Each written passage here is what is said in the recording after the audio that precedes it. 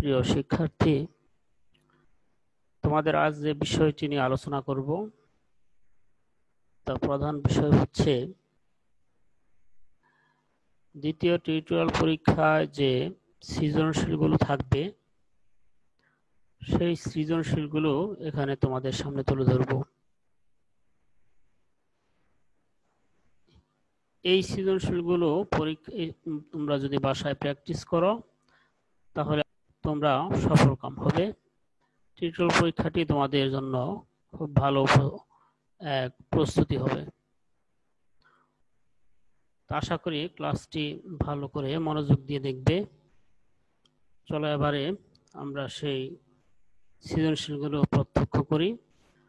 অঙ্কগুলো চেষ্টা করব এখানে স্ক্রিনে ভালো করে দেখিয়ে বুঝিয়ে দেওয়ার। তোমরা একটু স্পষ্ট করে অঙ্কগুলো দেখার চেষ্টা করবে। এখানে ষষ্ঠ থেকে সপ্তম এবং নবম অধ্যায় তোমাদের যে সৃজনশীলগুলো পরীক্ষার জন্য কমন, সেই অঙ্কগুলোই আমি উপস্থাপন করেছি। এছাড়াও উপস্থাপনের মধ্যেই আরো কিছু গুরুত্বপূর্ণ তথ্য তোমাদেরকে দিব, যেগুলো মনোযোগ সহকারে দেখতে হবে। তো চলো আমরা সবাই সেই সৃজনশীল অঙ্কের মধ্যে চলে যাই, যাতে তোমাদের আমি আশা করি যে কিছুটা হলেও উপকৃত হবে। তো প্রিয় শিক্ষার্থী, এখন এখানে একটি অঙ্ক উপস্থাপন করছি যা প্রতি পরীক্ষাতেই আসার সম্ভাবনা থাকে। খুব গুরুত্বপূর্ণ একটি সৃজনশীল। এটি তোমাদের বইয়ের উদাহরণ সাইটে একটি অঙ্কের মাধ্যমে তৈরি করা। একটি লাঠির 6 ভাগের 1 অংশ মাটিতে, 2 ভাগের 1 অংশ পানিতে এবং অবশিষ্ট অংশ পানির উপর আছে। পানির উপরের অংশের দৈর্ঘ্য 2 মিটার। প্রশ্ন হলো লাঠির মোট কত অংশ মাটিতে ও পানিতে রয়েছে, লাঠির কত অংশ পানির উপরে আছে, লাঠির কত মিটার পানিতে আছে। তিনটি প্রশ্ন করা হয়েছে। তো এখানে ক নাম্বার অনুসারে অ্যান্সার হবে, যেহেতু বলা আছে লাঠির মোট কত অংশ মাটিতে ও পানিতে রয়েছে। দেখো প্রিয় স্টুডেন্ট, যেহেতু পানিতে মোট কত অংশ মাটিতে এবং পানিতে রয়েছে, দুইটা অংশ এখানে আছে, 6 ভাগের 1 অংশ মাটিতে এবং 2 ভাগের 1 অংশ পানিতে। মোট যেহেতু চাওয়া হয়েছে, আমরা এই দুইটা অংশই এখানে যোগ করে দেখাবো। লাঠিতে এবং পানিতে আছে, লাঠির মাটিতে ও পানিতে আছে 6 ভাগের 1 যোগ 2 ভাগের 1 অংশ। তো এখানে লসাগু 6 এবং 2 এর লসাগু হবে 6। 6 কে 6 দিয়ে ভাগ করলে 1 হবে এবং 6 কে 2 দিয়ে ভাগ করলে 3 হবে। 3 এবং 1 যোগ করলে 4 হবে। আর 4 এবং 6 এর মধ্যে যদি 2 দিয়ে আমরা কাটাকাটি করে নেই, তাহলে 2 দুগুণে 4 আর 3 দুগুণে 6 হবে 3 ভাগের 2 অংশ। তাহলে আমাদের পাওয়া গেল লাঠির মাটিতে ও পানিতে আছে 3 ভাগের 2 অংশ। তোমরা চেষ্টা করবে উত্তরটি আলাদা করে লেখার জন্য, এভাবে না লিখে সুতরাং দিয়ে উত্তরটি লিখে ফেলবে। এরপরে এখানে পরের যে অংশটি দেওয়া আছে, লাঠির কত অংশ পানির উপরে আছে। তো ক অংশ থেকে এই অংশটা আমরা নিয়ে আসবো। এখানে ক হতে প্রাপ্ত লাঠির মাটিতে ও পানিতে আছে 3 ভাগের 2 অংশ। ধরি সম্পূর্ণ লাঠি 1 অংশ, পানির উপরে আছে লাঠির 1 বিয়োগ 3 ভাগের 2। তার মানে সম্পূর্ণ লাঠি যদি 1 অংশ হয়, তাহলে পানিতে এবং মাটিতে যেটুকু আছে সেটুকু বাদ দিব। বাদ দিলে এখানে 3 লসাগু, 3 আর 1 গুণ করলে 3, 3 আর 1 3, ভাগ করলে 1 হয়, 2 আর 1 গুণ করলে 2। তাহলে 3 থেকে 2 বাদ দিলে এই 3 ভাগের 1 অংশ। তার মানে পানির উপরে আছে লাঠির 3 ভাগের 1 অংশ।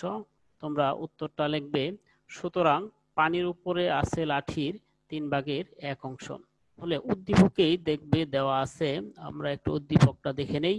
এখানে দেখো পানির উপরের অংশের দৈর্ঘ্য 2 মিটার। পানির উপরের অংশ, এখানে দেখো লাঠির কত মিটার পানিতে আছে। তো এখানে দেওয়া আছে পানির উপরের অংশের দৈর্ঘ্য 2 মিটার।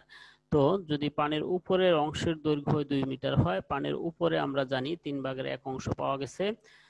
তো তাহলে বলা যায় 3 ভাগের 1 অংশের দৈর্ঘ্য 2 মিটার, মানে সম্পূর্ণ অংশের দৈর্ঘ্য আরো বেশি হবে। সেক্ষেত্রে 3 × 2 বাই 1 এবং লাঠির যেহেতু বলছে পানিতে যেটুকু আছে তার মানে 2/1 পানিতে আছে, 2/1 দৈর্ঘ্য হবে 3 × 2/2 × 1, 2 এবং 2 যদি আমরা কাটাকাটি করি তাহলে শুধু 3 থাকে। তো লাঠি 3 মিটার পানিতে আছে। উদ্দীপকের সৃজনশীলের গ নাম্বার প্রশ্ন অনুসার আমরা এখানে পাবো লাঠির 3 মিটার পানিতে আছে। এরপরের যে সৃজনশীলটি প্রিয় শিক্ষার্থী, এই অধ্যায়েরই আরেকটি ইম্পর্টেন্ট অঙ্ক। তোমাদের সৃজন উদাহরণে যদিও একটা তথ্য দেওয়া আছে, এছাড়াও তোমাদের 10 নম্বরের একটি অঙ্ক দেওয়া আছে। সাজ্জাদ সাহেবের 24,000 টাকা ছিল, তিনি এই টাকার 12/5 এতিমখানায়, 8/3 শিক্ষা প্রতিষ্ঠানে দান করলেন। এরপর দেওয়া আছে প্রশ্ন, এতিমখানা ও শিক্ষা প্রতিষ্ঠানে মোট কত অংশ দান করলেন? তিনি এতিমখানায় কত টাকা দান করলেন, তার কাছে কত টাকা আছে? এই 3টা প্রশ্ন এখানে করা হয়েছে। তো 3টা প্রশ্নেরই এখানে আলাদা করে সমাধান আমি দেখাবো তোমাদের। যদি একটু ভালো করে খেয়াল করো, দেখো ক নাম্বার অনুযায়ী এতিমখানা ও শিক্ষা প্রতিষ্ঠানে মোট কত অংশ দান করলেন? পূর্বের অঙ্কের মতোই এতিমখানা যে অংশ দান করলেন সেটা হলো 12/5 আর হ্যাঁ, আর 8/3 দান করলেন শিক্ষা প্রতিষ্ঠানে। তো প্রিয় শিক্ষার্থী, এই দুইটা অংশই মোট বের করতে হলে যোগ করতে হবে। তো ভগ্নাংশের যোগ যে প্রক্রিয়া তোমাদের করানো হয়েছে ঠিক সেই প্রক্রিয়া এখানে দেখবে। 12 আর 8 এর লসাগু করতে হবে। লসাগু হবে 24, 12 দিয়ে 24কে ভাগ করলে হবে 2, 2 দিয়ে 5কে গুণ করলে হবে 5 দুগুণে 10।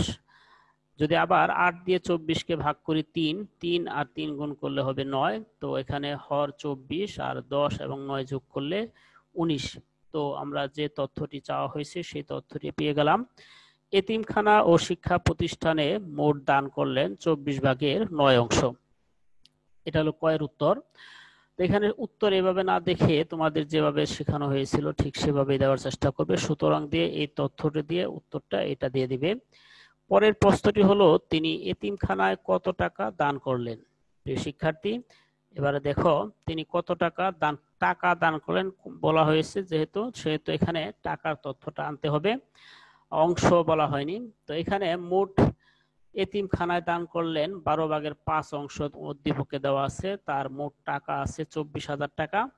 তো সেক্ষেত্রে মোট কত টাকা দান করলেন, সেজন্য এখানে 24,000 এর 12/5 হবে। 12 দিয়ে 24,000কে কাটাকাটি করলে হবে 12 দুগুণে 24, 2,000। 5 এবং 2,000 গুণ করলে 5 দুগুণে 10,000 টাকা। তিনি এতিমখানায় কত টাকা, যদি বলা হতো এখানে কত অংশ দান করলেন তাহলে অংশের সাথে এটা তুলনা করা হতো। যেহেতু টাকার সাথে বলা হয়েছে সেহেতু টাকার তথ্যটাই আমি এখানে দিলাম। তো এখানে গ নাম্বারে যে তথ্যটি তোমাদের কাছে চাওয়া হয়েছে, তার কাছে আর কত টাকা আছে? প্রিয় শিক্ষার্থী, দেখো আমরা গ নাম্বারে অংশ চলে আসলাম। ধরি তার কাছে সম্পূর্ণ টাকার অংশ হলো 1। ক হতে আমি পেলাম তার মোট দান করা হয়েছিল 24/19। তো যদি মোট টাকার পরিমাণ 1 ধরি, তার দান করা হয়েছে 24/9, তাহলে বাকি থাকবে মোট টাকা থেকে 24/19 এটা বাদ দেওয়া লাগবে। লসাগু 24 হবে, 24 থেকে 24 আর এখানে যা আছে তাই 19। 24 থেকে 19 বাদ দিলে 24/5 অংশ। এই অংশটা তার কাছে রইল। মোট টাকা আছে তার কাছে 24,000, তাহলে 24,000 এর 24/5 অংশ থাকবে 24 এবং 24,000কে আমরা যদি কাটাকাটি করে নেই তাহলে 1,000 হবে। তো সেক্ষেত্রে 5 এবং 1,000 গুণ করলে এখানে উত্তর দাঁড়াবে 5,000 টাকা। সুতরাং তার কাছে রইল 5,000 টাকা। এটা হলো আরেকটি অংশ। প্রিয় শিক্ষার্থী, এরপরের যে অঙ্কটি এই অধ্যায়েরই আরেকটি সৃজনশীল দেওয়া হয়েছে। তো এখানে একটু ফলো করো। 6ষ্ঠ অধ্যায়ের এখানে আরেকটি উদাহরণ দেওয়া আছে। ঢাকা রেসিডেন্সিয়াল মডেল কলেজে অঙ্কটি এসেছিল। তো এখানে এই তথ্যটি দেওয়া হয়েছে তোমাদের। দুইটি ভগ্নাংশের ভাগফল 2/3 ছোট ভগ্নাংশটি 7/7 এটা হলো উদ্দীপক। বড় ভগ্নাংশটি কত? তোমার কাছে প্রশ্ন। ভগ্নাংশ দুটিকে সমহর বিশিষ্ট ভগ্নাংশে প্রকাশ করো। ভগ্নাংশ দুটির গুণফল নির্ণয় করো। খুব সহজ একটি সলিউশন এখানে দেওয়া আছে তোমাদের জন্য।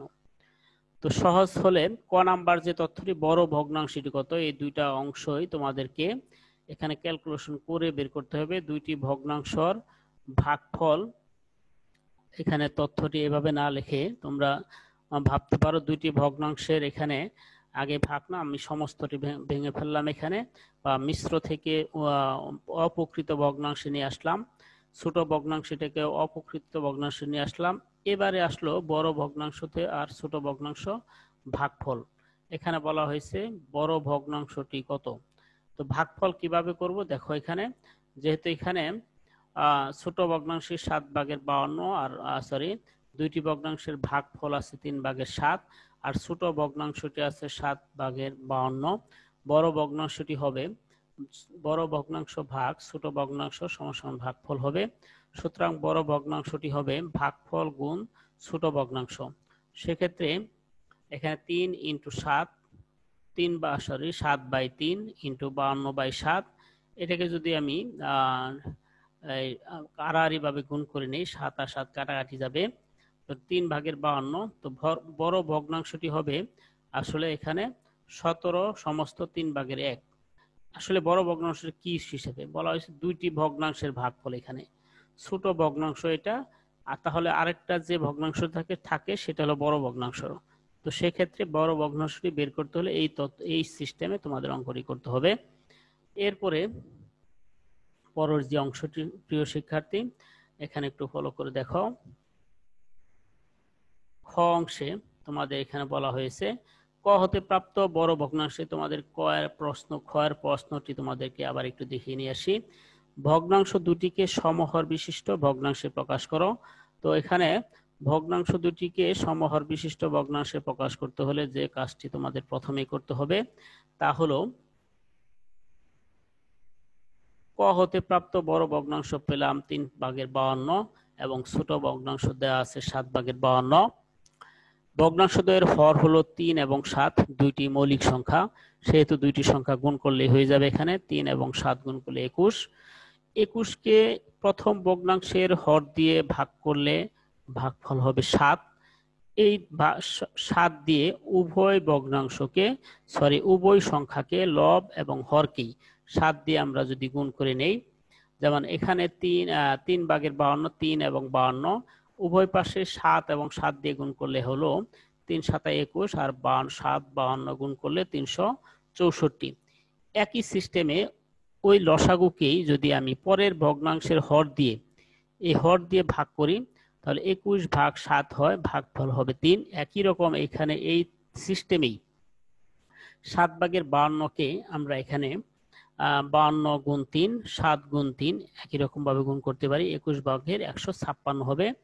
এই তথ্য দুটি হলো নির্ণয় সমহর বিশিষ্ট ভগ্নাংশ। তাহলে প্রিয় শিক্ষার্থী দেখো উত্তর আসলো 1/364 এবং 21/156। তো এবারে তোমাদের দেখাবো গ এর নাম্বার অঙ্কটি। ভগ্নাংশ দুটির গুণফল নির্ণয় করো। যে ভগ্নাংশ দুটি তোমাদের এখানে দেওয়া আছে এই দুইটি ভগ্নাংশেরই গুণফল তৈরি করতে হবে। ভগ্নাংশের গুণ তোমাদের শেখানো আছে, তো ওই হিসেবে ভগ্নাংশ দুটি গুণ করব। ক হতে প্রাপ্ত বড় ভগ্নাংশে 3/52 এবং ছোট ভগ্নাংশে 7/52, এই দুইটার গুণ করব। 3/52 গুণ 7/52, তো 52 এবং 52 গুণ করলে 2704 হবে, আর 3 এবং 7 গুণ করলে 21 হবে। যেহেতু উপরের লবটি বড় সেহেতু এই ভাগটি আমরা এখানে করে মিশ্র করে দিলাম। 21 দিয়ে 27-এর মধ্যে একবার যাবে, বিয়োগ করলে 6 হবে, শূন্য কেটে আনলাম, 21 দুগুণে 42, শূন্য থেকে 2 বাদ দিলে 8, 6 থেকে 4 বাদ দিলে শূন্য থেকে তো নয়, এখানে 10 থেকে 2 বাদ দিলে 8, হাতে আছে 1, 6 থেকে 4 বাদ দিলে হাতের 1 5, 6 থেকে 5 বাদ দিলে 1, তাহলে এখানে 18 থাকে, আর 4 কেটে নিয়ে আসলাম, 8 বার যায়, 8 বার গেলে 168 এবং অবশিষ্ট থাকবে 16। সেক্ষেত্রে উত্তর হবে 128তম সমস্ত 21/16। এই হলো ষষ্ঠ অধ্যায়ের 3টি সৃজনশীল। এবারে দেখাচ্ছি সপ্তম অধ্যায়ের যে সৃজনশীলগুলো এখানে দেওয়া হয়েছে তোমাদের পরীক্ষার জন্য ইম্পর্টেন্ট হিসেবে, সেই সৃজনশীলগুলো একটু খেয়াল করো। শিহাব বাজার থেকে 40 টাকা দরে 7.5 কেজি চাল, 115 টাকা দরে 0.5 কেজি ডাল এবং 30 টাকা দরে 2.5 কেজি সবজি কিনলো। সে কত টাকার চাল কিনলো? খ, সে কত টাকার সবজি কিনলো? গ, সে মোট কত টাকার বাজার করলো? খুব শর্টকাট অঙ্ক। ক নাম্বারে সে কত টাকার চাল কিনলো। বলা আছে 40 টাকা দরে 7.5 কেজি চাল কেনা হয়েছে। 1 কেজি চালের দাম তাহলে 40 টাকা, সুতরাং 7.5 মানে 7.5 কেজি চালের দাম হবে অবশ্যই বেশি হবে। 1 কেজির দাম যদি এত থাকে, 7 কেজির দাম তো অবশ্যই বেশি, সেহেতু 40.7.5 কে গুণ করলে এখানে 300 টাকা হবে। সুতরাং সে 300 টাকার চাল কিনলো। এবারে খ নাম্বার যে তথ্যটি দেওয়া হয়েছে, এখানে চাওয়া হয়েছে সে কত টাকার সবজি কিনলো। ঠিক একই রকম ভাবে 30 টাকা দরে 2.5 কেজি সবজি কিনলো। এখানে 1 কেজি সবজির দাম 30 টাকা, সুতরাং 2.5 কেজি সবজির দাম ক্যালকুলেশন করলে 75 টাকা হবে।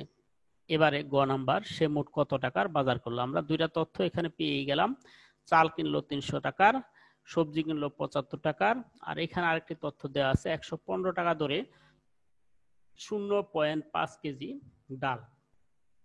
সেক্ষেত্রে এখানে দেখো আমার ডালের দামটা বের করে নিতে হবে।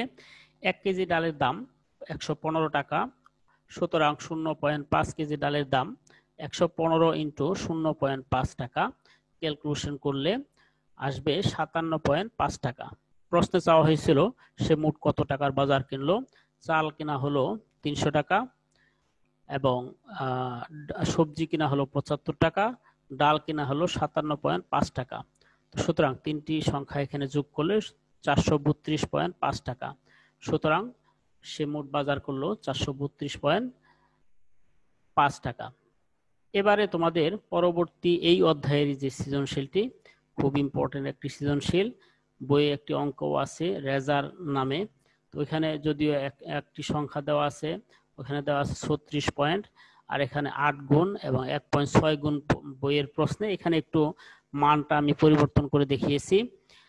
এখানে প্রশ্ন হলো রূপার ওজন 32.4 কেজি, তার ছোট ভাই ও বাবার ওজন যথাক্রমে তার ওজনের 0.6 গুণ এবং 1.8 গুণ।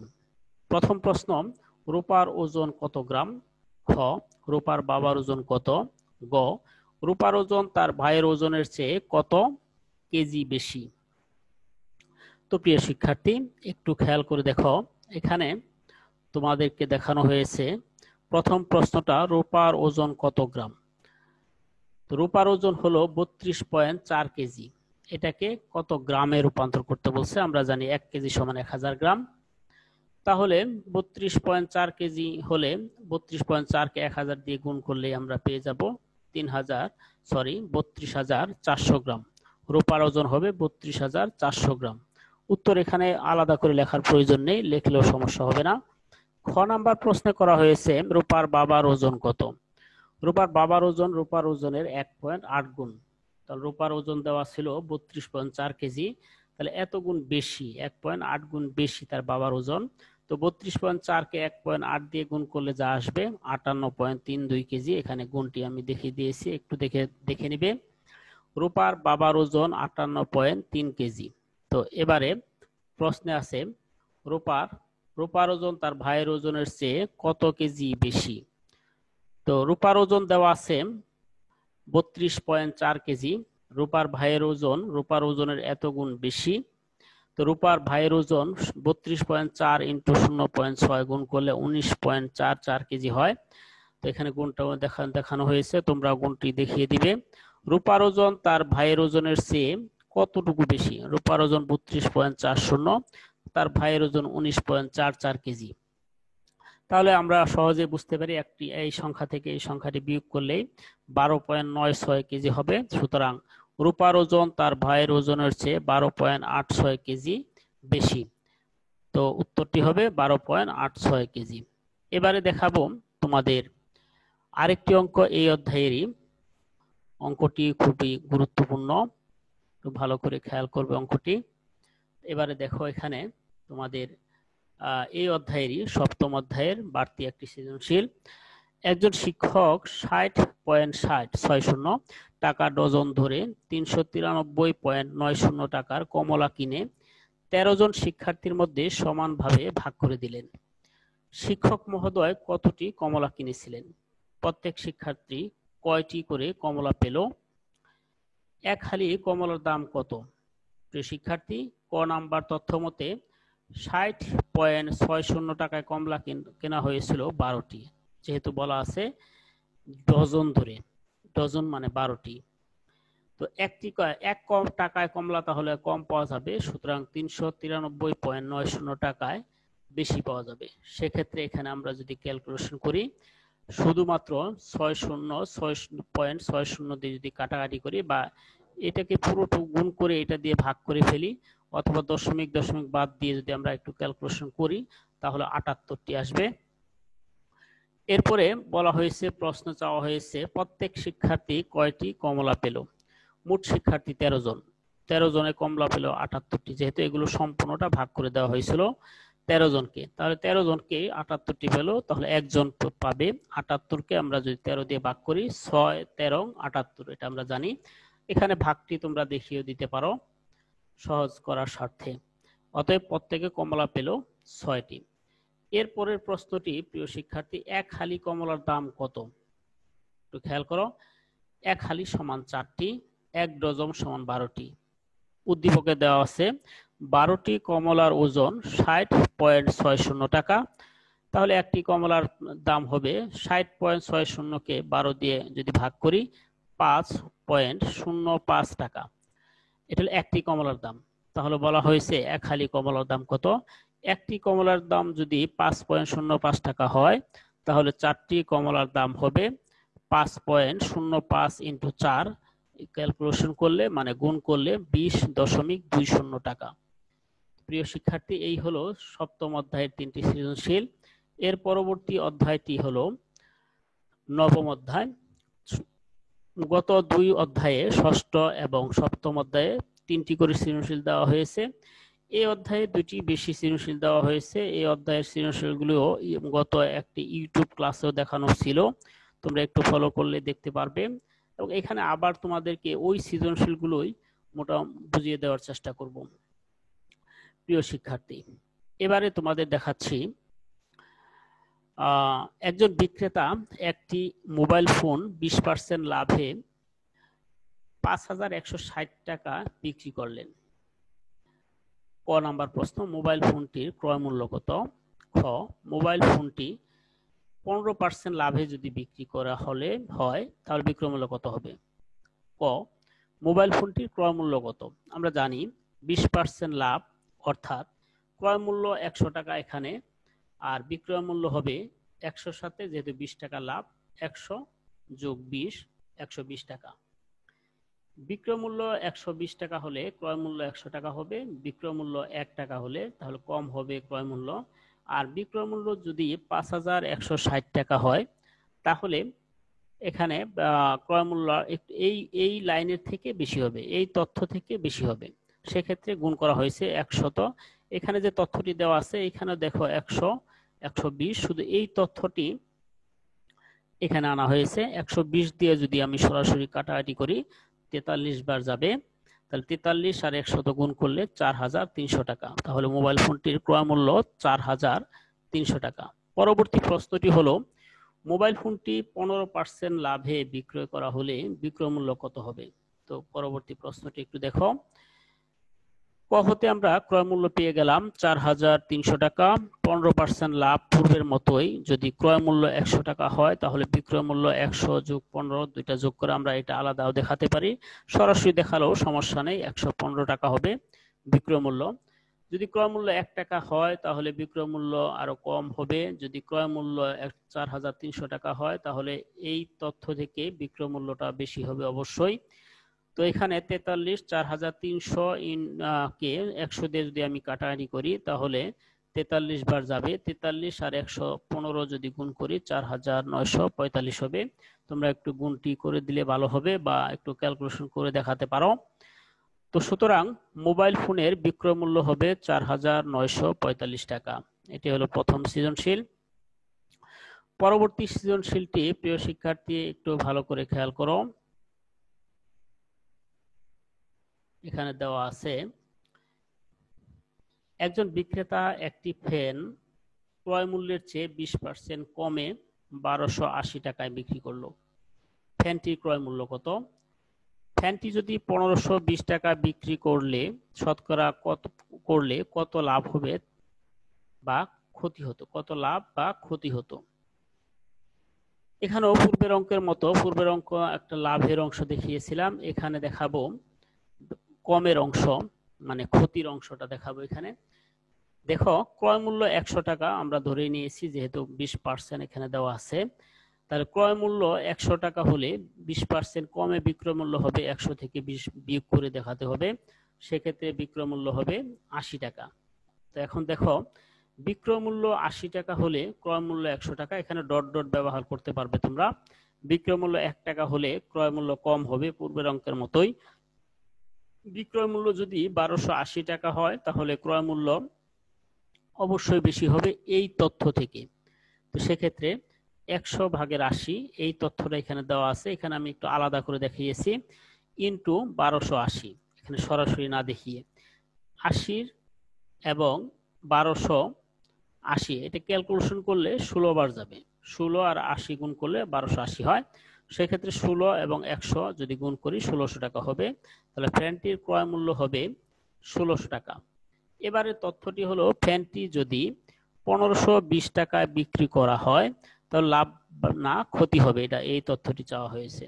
আমরা ক হতে ফ্যানটির ক্রয় মূল্য পেয়ে গেলাম 1600 টাকা, বিক্রয় মূল্য 1520 টাকা তথ্যে দেওয়া আছে, তাহলে ক্ষতির পরিমাণ হবে 80 টাকা, কারণ ক্রয় মূল্য থেকে বিক্রয় মূল্য আমরা বাদ দিয়ে দেখিয়েছি এখানে।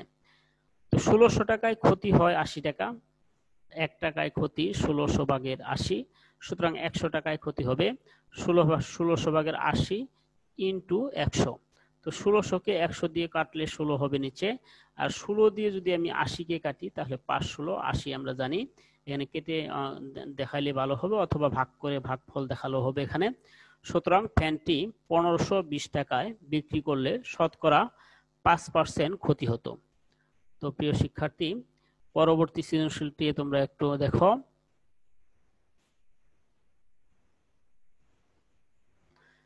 এখানে দেখো রাইমা ব্যাংক থেকে 7.5% টাকা মুনাফায় 4 বছরের জন্য 14,000 টাকা ঋণ নেন। ক নাম্বার প্রশ্ন, 14,000 টাকার বার্ষিক মুনাফার পরিমাণ কত? খ 4 বছর পর মোট কত টাকা পরিশোধ করতে হবে? এখানে দুইটি প্রশ্ন করা হয়েছে। প্রথম প্রশ্ন, 14,000 টাকার বার্ষিক মুনাফার পরিমাণ কত? এখানে আসল 14,000 টাকা আর মুনাফার হার হলো 7 টাকা। সেক্ষেত্রে আমরা যদি সূত্র ব্যবহার করে এখানে অঙ্কটি করি তাহলে খুব সহজেই করতে পারবে। সূত্রটি হলো বার্ষিক মুনাফা, আমরা জানি মুনাফার সূত্র হলো আসল ইন্টু বার্ষিক মুনাফার হার বাই 100। তো আসল 14,000 টাকা গুণ বার্ষিক মুনাফার হার হলো 7/100, এখানে 100/7 লিখলেই হবে, উপরে 7 হলো 7, এই 7 আর 100 হলো পার্সেন্টের। তো সেক্ষেত্রে আমরা যদি কাটাকাটি করি তাহলে 140 বার হয়, 100 দিয়ে 14,000-কে কাটলে 2টা শূন্য বাদ দিলে আমরা এখানে 140 পেয়ে যাব। 140 গুণ 7 980 টাকা। তো বার্ষিক মুনাফার হার হবে 980 টাকা। পরবর্তী প্রশ্নটি হলো 4 বছর পর মোট কত টাকা পরিশোধ করতে হবে? একটু দেখো প্রিয় শিক্ষার্থী, এখানে ক হতে আমরা একটা তথ্য পেয়েছি, 1 বছরে মুনাফা হলো 980 টাকা। যেহেতু বলা হয়েছে 4 বছর পর, সেহেতু 4 বছরে কত টাকা মুনাফা দিতে হবে? 980-কে 4 দিয়ে গুণ করলেই 3,920 টাকা। এটা 4 বছর পরে আমাকে মুনাফা দিতে হবে। আমরা জানি উদ্দীপকে দেওয়া আছে এখানে 14,000 টাকা আসল, আর 4 বছর পর মুনাফা হলো 3,920 টাকা, তাহলে তাকে মোট দিতে হবে 14,000 যোগ 3,920 টাকা। এই দুটি যোগ করলেই আমাদের উত্তর এসে যাবে 17,920 টাকা। তাহলে 4 বছর পর তাকে মোট পরিশোধ করতে হবে 17,920 টাকা।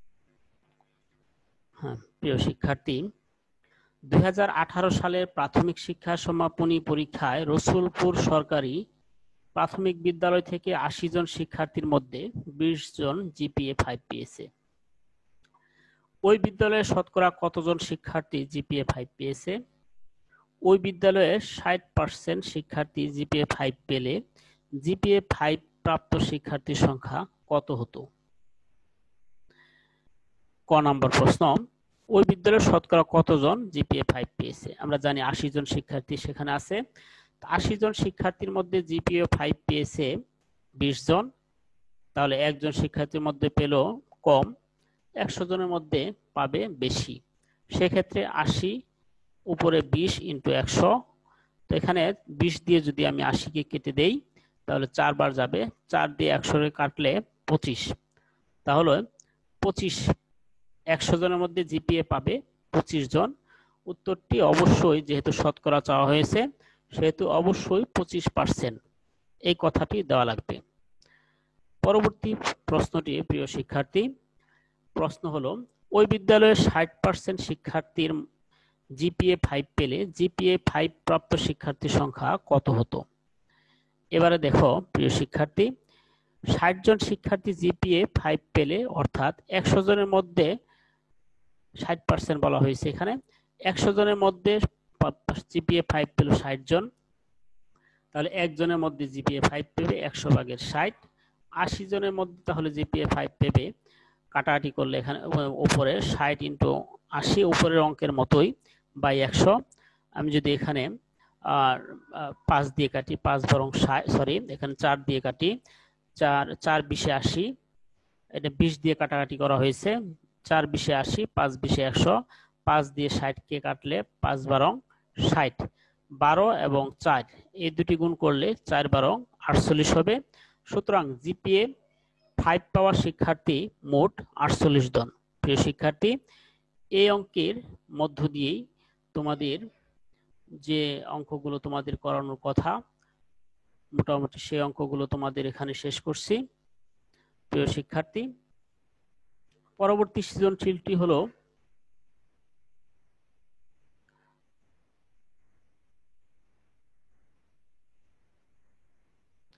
এই সৃজনশীলটি দিয়ে তোমাদের এই অঙ্কটি সমাপ্ত করব। এখানে কোন বিদ্যালয়ে 500 জন শিক্ষার্থীর মধ্যে 400 জন স্কুল ব্যাংকিং অ্যাকাউন্ট করেছে, মোট শিক্ষার্থী শতকরা কতজন স্কুল ব্যাংকিং অ্যাকাউন্ট করেছে? স্কুল ব্যাংকিং অ্যাকাউন্টধারী 45% ছাত্রী হলে অ্যাকাউন্টধারী শিক্ষার্থীর সংখ্যা কত? ক, তো মোট শিক্ষার্থী শতকরা কতজন স্কুল ব্যাংকিং অ্যাকাউন্ট করেছে? 500 জন শিক্ষার্থীর মধ্যে ব্যাংকিং অ্যাকাউন্ট করেছে 400 জন, একজনের মধ্যে কম, 100 জনের মধ্যে 400 ইন্টু 100 বাই 500, আমি যদি 100 দিয়ে এটাকে কেটে দেই তাহলে 5 বার যাবে, 5 দিয়ে এটাকে কেটলে 80 হবে, তাহলে 500 জন শিক্ষার্থীর মধ্যে 100 জন শিক্ষার্থীর মধ্যে 80 জন শিক্ষার্থী ব্যাংক অ্যাকাউন্ট করেছে, যা হবে 80%। স্কুল ব্যাংকিং অ্যাকাউন্টধারী 45% ছাত্রী হলে অ্যাকাউন্টধারী ছাত্রীর সংখ্যা হবে, দেওয়া আছে ব্যাংক অ্যাকাউন্টধারী হলো 400 জন, তাহলে 100 জন ব্যাংক অ্যাকাউন্টধারীর মধ্যে ছাত্রী 45 জন, একজনের মধ্যে হবে কম, 100 ভাগের 45, সুতরাং 400 জনের মধ্যে হবে 45 ইন্টু 400 বাই 100, 400কে 100 দিয়ে কাটলে 4, 4 এবং 45 যদি গুণ করে দেই 180, তাহলে অ্যাকাউন্টধারী ছাত্রীর সংখ্যা হবে 180। সুতরাং এখানে উত্তর পাওয়া গেল অ্যাকাউন্টধারী ছাত্রীর সংখ্যা 180। প্রিয় শিক্ষার্থী, এর মধ্যে দিয়ে তোমাদের যে সৃজনশীলগুলো দেওয়ার কথা মোটামুটি সৃজনশীলগুলো এর মধ্যে এসে পড়েছে। তো এই সৃজনশীলগুলো তোমরা যদি দ্বিতীয় টিউটোরিয়ালের জন্য প্রস্তুতি হিসেবে গ্রহণ করো তাহলে তোমরা উপযুক্ত সৃজনশীলগুলো পেয়ে যাবে। তো এখন চলো তোমাদেরকে বাড়তি কয়েকটি ইম্পর্টেন্ট পয়েন্ট বলি। তোমাদের গত যে ক্লাসগুলোতে এক কথায় প্রশ্নগুলো দেওয়া হয়েছিল সেখান থেকে এক কথায় প্রশ্নগুলো তোমরা পড়ে নিবে, এই সৃজনশীলগুলো এই পরীক্ষার জন্য করে নিবে, এবং আরেকটি ভিডিও দেওয়া হবে তোমাদের জ্যামিতির উপর, যে জ্যামিতিগুলো এই পরীক্ষার উপর এই পরীক্ষার মধ্যে থাকার সম্ভাবনা আছে, সেই ভিডিওটাও তোমরা দেখবে এবং পরবর্তী ক্লাসেও তোমাদের এই বিষয়গুলো আলোচনা করা হবে, বুঝিয়ে দেওয়া হবে। আশা করি ভিডিওটি তোমাদের কাজে লাগবে এই পরীক্ষার জন্য। তো আমার এই ভিডিওটি দেখার জন্য সকল ছাত্রছাত্রীকে অবশ্যই অবশ্যই ধন্যবাদ। তোমরা ভালো করে পরীক্ষা দাও এবং ভালো একটি রেজাল্ট করো। ধন্যবাদ সবাইকে।